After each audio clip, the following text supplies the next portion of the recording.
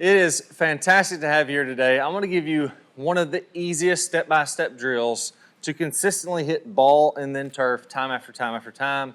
So you can hit it nice and solid, you can hit your irons straight, you can hit them far with low power. I mean, this is really just a must-do drill, a must-do video. One of my favorites of all time, if not my favorite of all time video for getting ball then turf contact. So let's break it down step by step. And what I want you to do here, I'm doing this so you can do it indoors on a mat with some items you have around the household. I'm going to talk about how you can have tight margins for error. So I'm actually going to miss this tiny piece of tape and hit this golf ball nice and solid and straight by doing this video the right way. And if you set up these parameters, here's what I found. If you set up parameters the right way, if you give yourself accurate feedback, anyone can do this if they follow these drills. So let's jump right into it. The step drill is by far one of the most effective, and at the same time being one of the drills that people quit on the most because they never get it down the right way. If you're having trouble doing the step drill, don't skip this video. You want to figure this out because it will give you effortless speed and clean contact.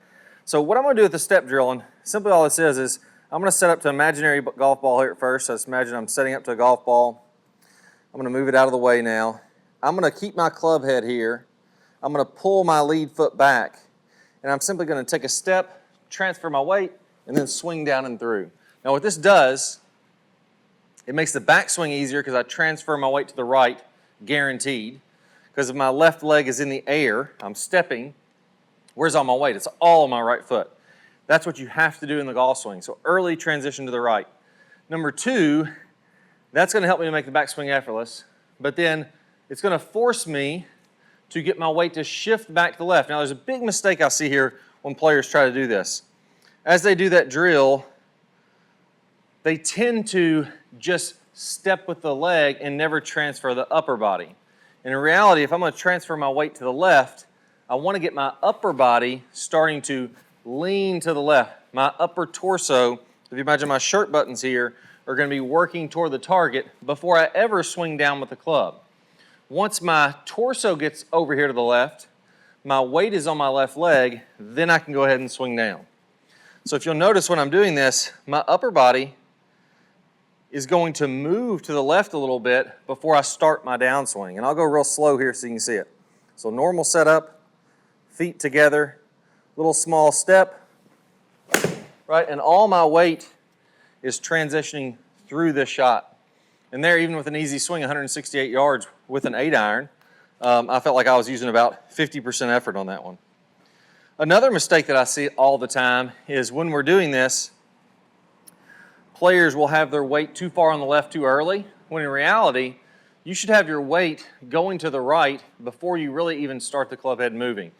Now, a good key for this, again, if we go back in with the shoulders, is as I start back, I almost want to feel like my shirt buttons go a little bit over my right foot. And here's a crazy one. They almost want to close a little bit. So my shoulders will close. I know it sounds nuts, but if we're looking from down the line, this would be shoulders opening. So backswing direction, opening in the backswing direction. I almost want to feel like they close a little bit, and then I get my weight on my right foot, then I push in and open them up. Now, that seems a little counterintuitive, but think about it. Try this two different ways. I'm going to set up to an imaginary golf ball, put my lead foot, pull it back till my feet are about a club head or two width apart. From here, I want you to go ahead and try to open your shoulders, so presetting them this way, and try to do this drill where I do my backswing and then come down. It's like everything's out of sequence. I'm falling left. I feel really like it's like my backswing is over way too early. It's not really right.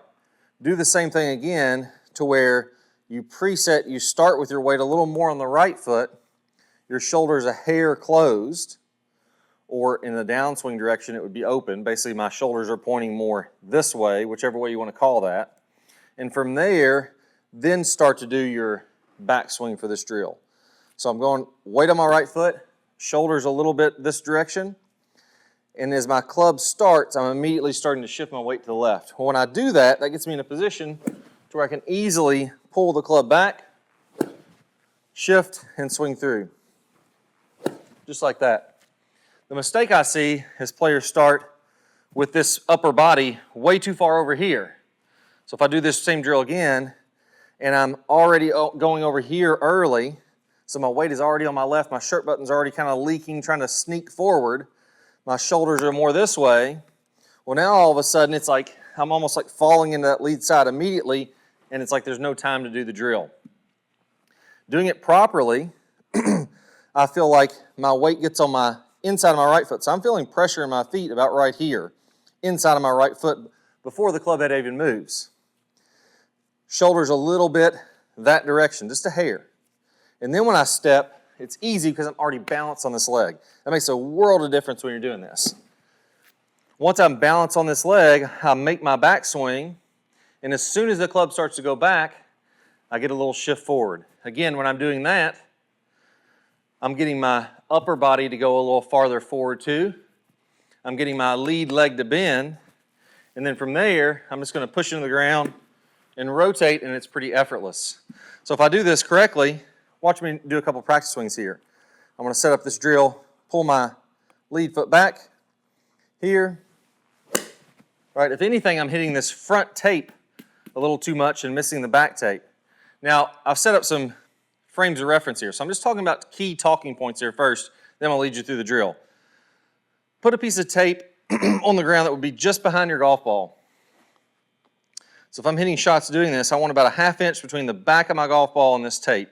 So a little tiny bit of green grass right here between my ball and the tape. That ensures that I come down, I hit ball first, I'm not chunking or thinning, and then I'm going to hit the turf in front. Then I'm going to take a second piece of tape, I'm going to put it a grip length in front of that back piece of tape, and I put it here. Now, as crazy as it sounds, when I do this on a mat, I should almost be clipping that front piece of tape. What I don't want to do is try to pick the ball off the ground. So a lot of times players are trying to do this drill where they miss this piece of tape and they're almost like raising up trying to barely clip the ball. Or I don't want to be slamming this club into the ground way up here where I'd be just whacking that tape completely off the ground. So I should be able to hit this shot and hit the ball, make my divot what would be in front of the golf ball, and then barely nick this tape or miss the tape, and that tells me my divot is in the right spot. If I got rid of this piece of tape, the only reason that this is here is I could go ahead and just like slam my club in the ground, and yeah, I'd be taking that entire piece of tape out.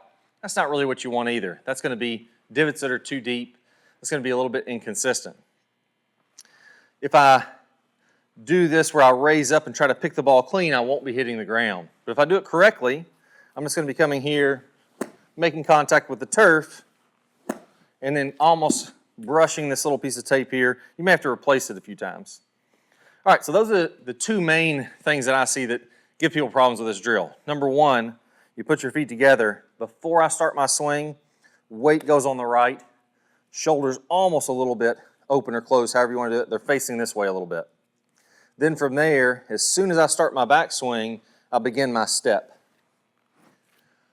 I want to get my upper and lower body to get to the left to get my weight over this lead foot, and then from there I just rotate on through.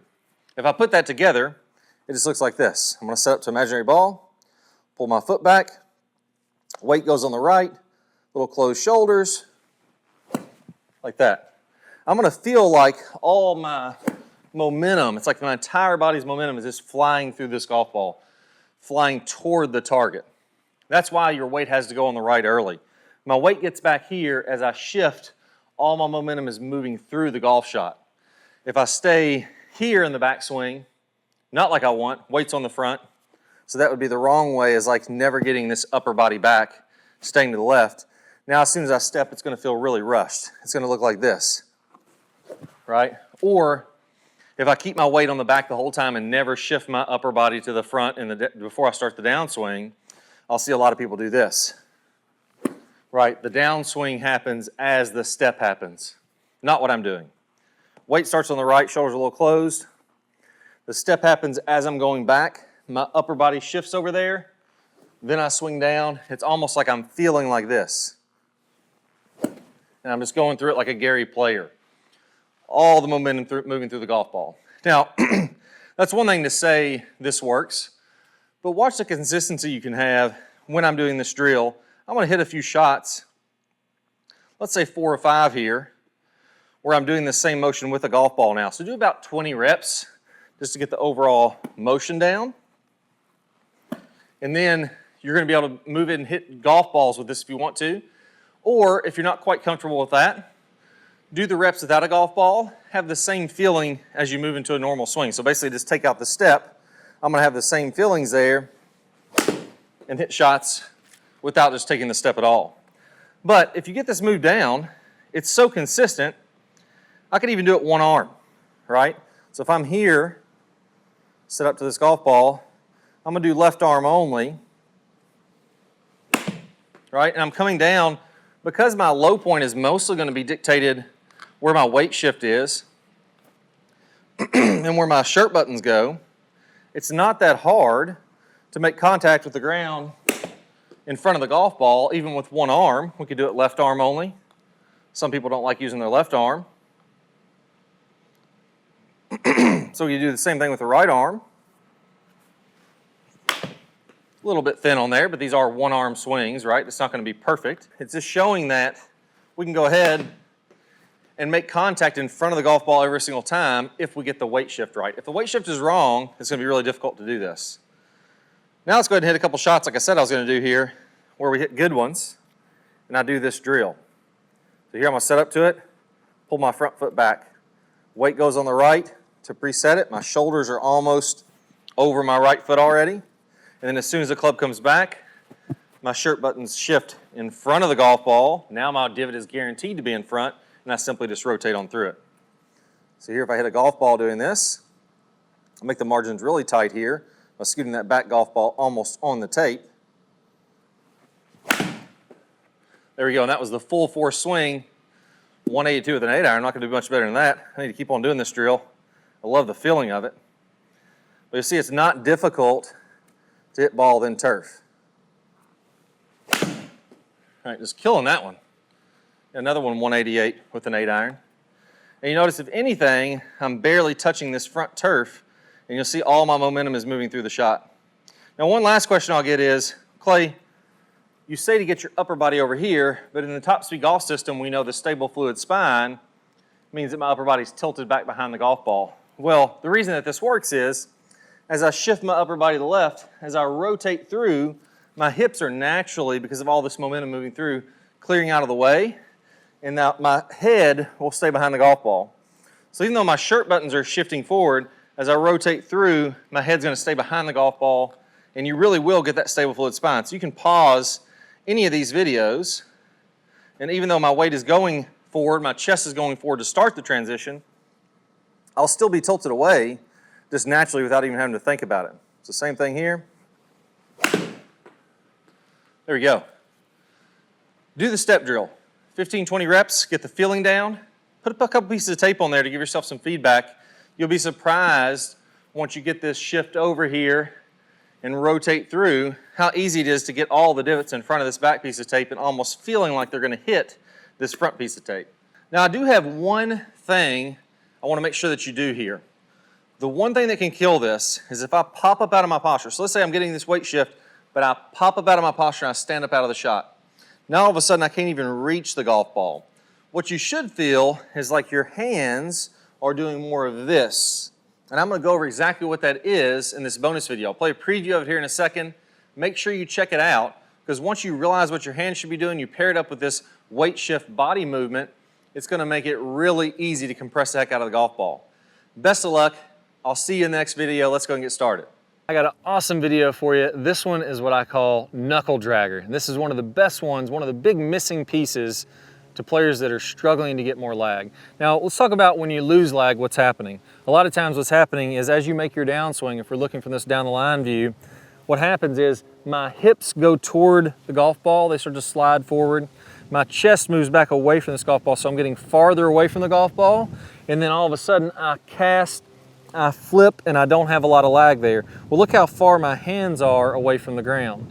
Also notice when I get my hands closer to the ground, so as my hands get lower, then what happens is they also go forward more. So as I want to have more lag, When you feel like your knuckles are dragging the ground, then that club is naturally going to lag back behind, and then you're going to release that out in front.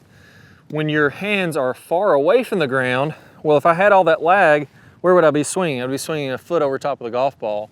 So you have to kind of flip, release that lag early to just make contact with the golf ball at all. So having those knuckles feeling like they're scraping the ground is really going to be a big key. Now another piece to this, again, when I talked about losing that posture, your hips go forward. You're going to want to feel like, as those hands scrape the ground, your knuckles drag the ground.